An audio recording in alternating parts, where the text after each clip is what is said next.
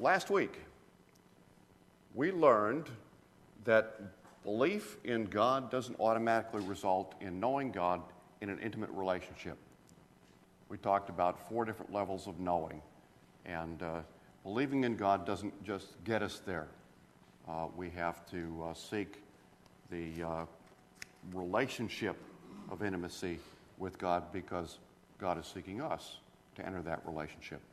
Today, we're going to be spending some time with the experience that belief in God doesn't automatically result in a genuine heart conviction that God loves us. Now, there's got to be a better way to live than believing in God and not knowing God, and believing in God but not being sure God loves us. There's got to be a better way to live. This is the second of an 8-part series called The Christian Atheist, Believing in God but Living as If God Doesn't Exist. And I welcome all of us hypocrites here today who are willing to admit our hypocrisy. We thank you for your courage in being here today. I want to give credit, very heavy credit, to Craig Rochelle, the pastor of Life Church TV in Edmond, Oklahoma. He has written the book, The Christian Atheist, believing in God but living as if He doesn't exist. And we have a few copies left that you're able to buy before you leave today for $20 or for a check made out to First Presbyterian Church. And you can see why I give credit to him, because the ideas are his and a lot of the wording is his as well. But he is a very generous person and basically gives away who he is and all of his stuff.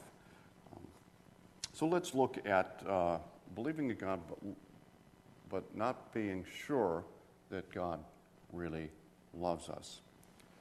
Let's start here. Our disbelief doesn't necessarily question whether God can or does love people. We Christian atheists can easily believe that God loves other people. We just can't comprehend how or why God would love us. There's just no way God could love someone as evil or as undeserving as I am.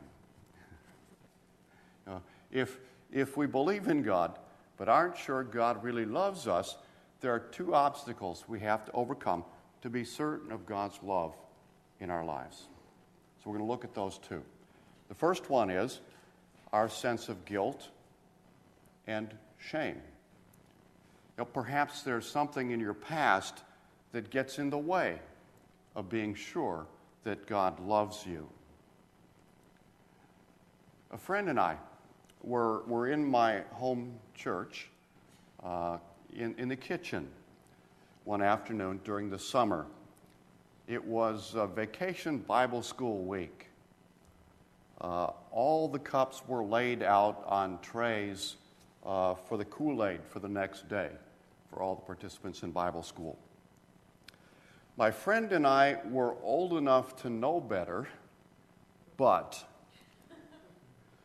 we poked holes in the bottom of all of those cups so that when they got filled the next day and they got picked up off the tray, you can imagine what happened. You see, being a minister was the furthest thing from my mind when I was growing up. But we were found out. You always get found out. And we had to face our teachers and our parents and our minister. And I don't tell this story because it's funny, but because of the guilt and the shame I experienced in it. And that can get in the way of being sure that God really loves us. When we become consumed with shame, belief in God can never evolve into a loving, intimate relationship. And over time, we accumulate such a long list of sins that we can't understand how God could possibly forgive us. We get locked in a prison called shame.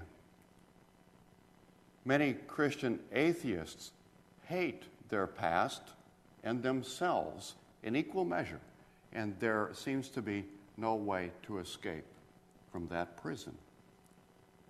Not only have I done something bad, but I am bad.